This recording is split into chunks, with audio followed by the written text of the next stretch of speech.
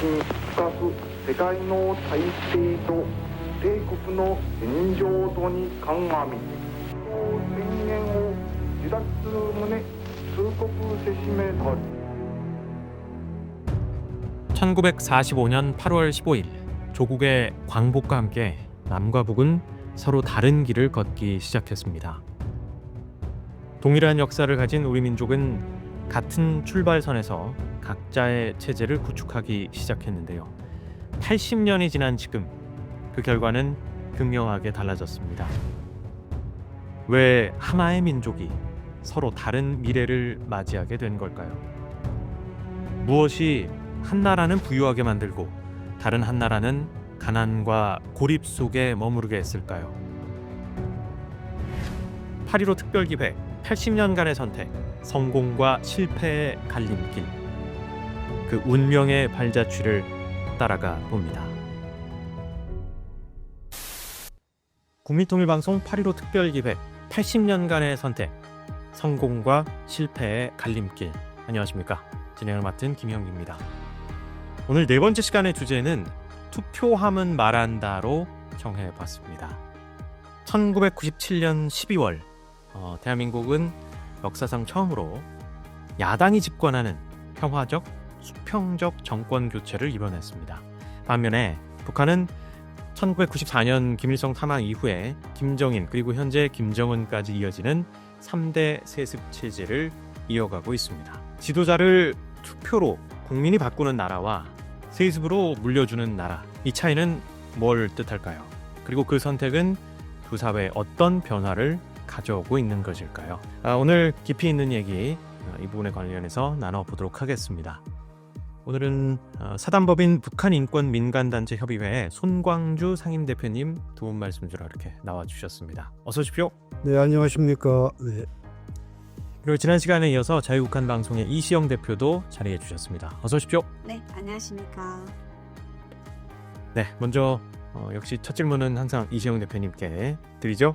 북한과 남한 다 경험을 해보셨으니까 두 곳에서 모두 또 투표도 해보셨는지 궁금합니다. 네, 당연히 해봤죠. 그래서 정말 지금은 남한에서 투표를 하니까 북한 투표와 너무 혁은 없구나 이렇게 생각을 했는데, 북한에서는 투표를 할 때요, 투표에 일단 참석하지 않으면 반동입니다. 네, 그래서 투표는 내가 선택하는, 내가 애국심을 갖고 충성심을 갖고 참가해야 되는 정치적 행사예요. 그래서 투표 날에는 아침부터 저녁까지 행사 분위기로 춤도 추고 노래도 부르고 공연도 하고, 그리고 옷차림도 깔끔하게 입고 가서 정말 정중한 자세로 한 표 한 표를 넣는다. 반대표를 넣을 수가 없는 게요, 총을 찬 보위부 경찰이나 보위원이 대놓고 옆에 서 있거든요. 근데 대한민국에 제가 딱 와서 선거 날이 된 거예요. 제가 대한민국을 뭘 하나도 모르고 밖에 나가기도 무서워서 안 참가하면 잡아가겠지. 그래서 담당 경찰분에게 전화를 했어요. 저 선거장 갈 건데 찬성 투표를, 너무 후보가 막 많은 거예요. 누구를 짚어야 되겠는지 모르겠는데, 그래서 이 중에서 형사님이 가서 찬성하는 사람 하겠다고, 그래도 경찰이 보증하는 사람한테 가야지 이런 생각에 그랬더니 경찰관님이 본인이 선택하는 사람한테 가라고. 제가 어떻게 하냐고 했더니 안 나가도 된대요. 그래서 이분이 나중에 어떤 책임을 저한테 물으려고 이러고 나갔어요. 나갔는데 진짜로 충격을 먹은 게요, 실내화 신고 반바지 입고 선거장 오신 남자분이 있는 거예요. 그래서 저 사람은 큰일 났다 했는데, 저는 정말 김일성 배지가 없어서 못 달고 나갔지, 정말 깔끔하게 정장 입고 나갔더니, 지금은 그래도 그 선거 한 표 한 표가 내가 정말 공약도 보고 이 사람한테 맡겨도 되겠다 하는 사람한테 그 한 장을 정말 소중하게 생각하고 선거를 하는데, 처음에는 좀 그렇게 당한 에피소드도 많았고, 그 한 장을 행사하면서 내가 정말 사람으로서의 이 존엄을 찾고 사는구나 대한민국에서는, 이런 생각을 해봤습니다. 완전히 다른 방식으로 이제 투표가 이루어지고 있군요. 완전히 극명하게 엇갈리는데, 말씀 듣고 보니까 확실히 이제 투표라는 게 단순히 그냥 뭐 도장 찍는 그런 행사가 아니라 내가 주인이고 나를 대신한 일꾼을 뽑는 중요한 의식이라는 거를 새삼 또 좀 깨닫게 됩니다. 북한에서의 경험을 또 말씀을 주시니까. 저희가 그 일부 방송을 시작할 때 지난해 노벨 경제학상 수상자인 데런 에스모글루 교수의 연구를 언급을 했었는데요. 이 한 나라의 흥망이 어떤 체제를 선택하느냐에 달려 있다. 이렇게 언급을 하셨습니다. 그 선택을 가능하게 해주는 제도가 선거와 투표일 텐데요. 그렇다면 이 에스모글루 교수는 선거를 어떻게 바라보고 있는지 직접 들어보도록 하겠습니다. 우리에겐 시간이 지나면서 발전한 일련의 제도적 장치가 있습니다. 그로 인해 우리는 지도자를 선출할 수 있죠. 그 지도자들은 우리에게 서비스를 제공하고 때론 우리를 협력하게 만들며 새로운 법이 통과되도록 합니다. 하지만 궁극적으로 그들은 우리를 책임져야 하지요. 반면에 다른 국가를 예로 들어보면 오늘날 중국은 홉스가 생각했던 것과 훨씬 비슷합니다. 중국에는 누구도 비난할 수 없는 절대 권력을 가진 지도자가 있죠. 그 지도자는 재선을 위해 선거를 치르지 않아도 됩니다. 다른 방법을 통해 권력을 얻기 때문에. 이를테면 중국 공산당이나 중국 너머로는 한 왕실이 국가를 통치하는 세습 군주제가 있습니다. 이제 결국 권력은 국민에게서 나오고 지도자는 그 권력을 국민을 대신해서 행사하는 존재라는 것. 대표님께 좀 여쭤보죠. 이 지점에서 우리가 좀 의미 있게 좀 되새겨야 할 부분도 많이 있을 것 같습니다. 민주주의라는 게 가장 핵심적인 민주주의의 꽃이 선거입니다. 투표죠. 네. 이 민주주의의 꽃이 선거인데 북한은 그건 완전히 시들은 꽃이고 죽은 꽃이라 사실 다름없어요. 그걸 왜냐하면은 북한의 경우는 바로 해방되자마자 스탈린 체제로 들어갔습니다. 처음부터 그야말로 지금과 같은 그런 형태의 당이 강요하는 단수 후보를 내서 이 찬성이나 반대냐만 따지는 거거든요. 이 선거라는 것은 기본적으로 후보가 복수의 후보, 여러 후보가 나와야 됩니다. 2명 이상. 근데 북한은 1명이에요. 주로 이제 당에서 내정한 사람들을 내세워가지고 후보로 내세워서 찬성하느냐 반대하느냐 이것을 묻거든요. 그래서 사실은 투표가 아니죠. 그리고 당의 강요라고 보면 되죠. 지금 어쨌든 이 형식적으로나마 이 선거 결과가 다 나와 있는 후보가 혼자여서 찬성하냐 반대하느냐만 이 형식적인 절차를 하는 거는 왜 그렇게 하는지. 스탈린 체제의 핵심이 뭐냐면은 인민대중의 이익은 노동계급이 대표하고 노동계급의 이익은 공산당이 대표하고 공산당은 가장 유능하고 가장 탁월한 지도자인 수령이 지도한다 이렇게 돼 있거든요. 그래서 수령 중심으로 돼서 수령, 당, 인민대중 이 수직 체계를 지켜야 됩니다. 그 지키는 데서 가장 핵심적인 역할을 하는 곳이 어디냐면 공산당이에요. 북한의 경우에는 수령제예요. 수령 절대주의 체제거든요. 수령의 뜻에 따라서 당이 움직이고 그래서 당은 그대로 인민대중에게 강요하고 이끌어간다. 소위 영도한다 이런 개념이에요. 그 영도라는 것이 그냥 끌고 가는 거죠. 쉽게 표현하면은. 자, 그러다 보니 선거도 이 사람을 내정했다 하는 이 사람을 찬성하든지 반대하든지 해라. 그런데 반대하는 경우에는 말하자면 말은 안 하지만은 그럼 이제 극히 안 좋은 불이익을 받게 되는 거죠. 그래서 거의 100%에 가까운 찬성률이 나오게 되는 겁니다. 네. 이게 북한도 사실은 계속 이 체제를 강화해 오고 있지만 90년대쯤에 또 한번 결정적인 전환점도 있었다고 하던데요. 1994년 7월 8일 날 김일성이 사망합니다. 노동당 중앙위원회 총비서이시며 7월 8일 정확히 새벽 2시에 묘양산 특각에서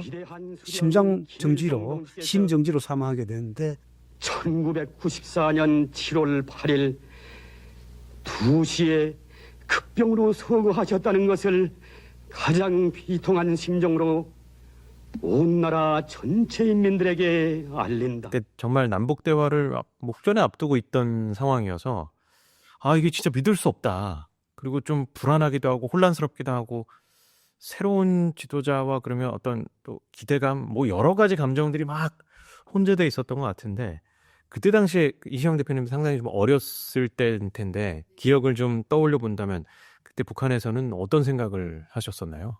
저는 정말 기억이 생생하거든요. 제가 13살 되던 해였는데 그때 김정일이 방침으로 정말 밥숟가락 둘 수 있는 사람은 다 농장에 나가서 일을 해라. 그래서 태어나서 처음으로 3일 동안 이제 농장밭에 가서 농촌동원을 가 있었거든요. 그래서 막 먹이 깨무는 곳에서 하루 일하고 들어왔는데 다음날 이런 비보가 접해져서 바로 철수하고 학교에 와서 학교에 모셔져 있는 그 대원스님 초상 앞에서 통곡을 치면서 우는 거예요. 근데 저는 진짜 그 당시에 와 이러다 내일 해가 안 뜨면 어떡하지? 대원스님 서거하셨으니까 나 내일부터 어떻게 살지? 저 진짜로 한 열흘 동안 밥도 안 먹고 정말 슬프게 울었던 것 같고 저희 친구들은 울면서 이제 구급차에 실려가는 친구가 부러울 정도 쟤는 정말 충성심이 높구나. 어떻게 하면 저렇게 슬퍼서 울다가 병원에 실려가냐. 이 정도로 울었던 기억이 있습니다. 그 남한과 북한에서의 또 연령대마다 다른 감정들, 여러 경험들이 좀 이제 기억이 나는데 그때가 분기점이었다 이런 말씀을 하셨어요. 북한이 그때 어떤 다른 길을 선택할 수 있었던 순간이었던 건가요? 그렇죠. 이제 1994년 7월 8일 그 전후를 해서 북한을 둘러싼 그 국제 환경을 좀 한번 살펴볼 필요가 있는데요. 1988년에 아시다시피 서울 올림픽이 있었지 않습니까? 그 올림픽을 계기로 해서 우리 대한민국이 헝가리하고 폴란드 그리고 동유럽하고 수교를 많이 했어요. 그 말은 동유럽을 변화시키는데 88 올림픽이 상당히 귀한 겁니다. 그래서 이제 기억나시겠지만은 80년대 말에 폴란드, 헝가리, 루마니아, 동독 이것이 전부 민주화에 들어갑니다. 1990년에 동수독이 통일이 됩니다. 그리고 1991년에 소련 공산당이 붕괴됩니다. 동유럽이 완전히 붕괴되고 공산당이 다 망하니까 이 김일성도 가만히 생각해 보니 이러다가 큰일 나겠다라고 생각을 해서 1991년에 남북 간 불가침 및 화해 협력에 관한 협약을 맺습니다. 그게 남북 기본합의서예요. 남한이 미국과 손잡고 휴전선 이북으로 못 들어오도록 그렇게 막은 게 남북 기본합의서의 기본 말하자면 배경이라고 볼 수가 있죠. 자, 그런데 김일성이 만약에 정치나 경제의 현업에 있었더라면 중국처럼 개혁 개방을 했을 수도 있지 않을까라는 것이 저희 전문가들의 관측이에요. 그런데 김정일의 경우에는 자신이 아버지로부터 권력을 세습을 받았기 때문에 중국처럼 개혁 개방에 나가게 되면 자신의 권력과 체제가 무너진다고 생각한 거죠. 사실은 남북 정상회담도 김정일은 반대했습니다. 이 1994년에 만약에 북한도 중국처럼 개혁 개방으로 방향을 틀고 국제사회에 문을 열고 수령제를 폐지하고 개혁 개방으로 나왔으면은 그 이후로 300만 명이 굶어 죽는 그런 참사는 일어나지 않았을 것이다라고 보는 거죠. 정말 말씀을 들어보니까 저도 막 그 당시 북한에 있었는데 안타깝거든요. 근데 그렇게 변할 수 있는 기회가 정말 많았는데 북한은 왜 그 방향으로 가지 못하고 다시 문을 열지 않고 거둬 잠그는 그런 길을 또 굳이 택했을까요? 김정일의 입장에서는 가장 중요하다고 생각한 게 뭐냐 하면은 김일성, 김정일 내려오는 이 김씨 패밀리, 이 김씨 가문을 지키는 거죠. 좀 비유해서 말씀드리면은 김씨, 김일성 가문의 종묘 사직을 지키는 것. 이것이 절대적으로 중요했던 거예요. 자, 그렇다면 어떻게 할 것이냐 해서 핵을 개발하고 내 정권을 지켜야겠다. 이렇게 생각을 하는 거죠. 핵을 개발하고 소위 성군주의라 그래서 군을 앞세워서 만약에 남한에서 우리를 건드리면 전쟁난다. 핵전쟁이 난다. 이런 식으로 이제 공포를 이제 조성하면서 그 주변에 미국과 한국의 핵 협박을 하면서 생존에 이제 생존 전략으로 들어가는 거죠. 그렇게 해서 이제 94년부터 98년까지 무려 300만 명이 굶어 죽는 대참사가 이제 일어나게 됩니다. 북한의 한 타가소입니다. 한눈에도 어린이들이 영양실조에 걸려 있다는 것을 알 수 있습니다. 수마가 휩쓸고 간 들판에는 자라고 있어야 할 보리싹도 보이지 않습니다. 이게 이제 그 김일성 주석 사망 이후에 얼마 지나지 않아 찾아온 아까 말씀 주셨던 1997년부터 찾아온 그 고난의 행군 시기인 것 같습니다. 네, 오늘 귀한 말씀 나눠주신 사단법인 북한인권민간단체협의회 손광주 상임대표님 고맙습니다. 네, 감사합니다.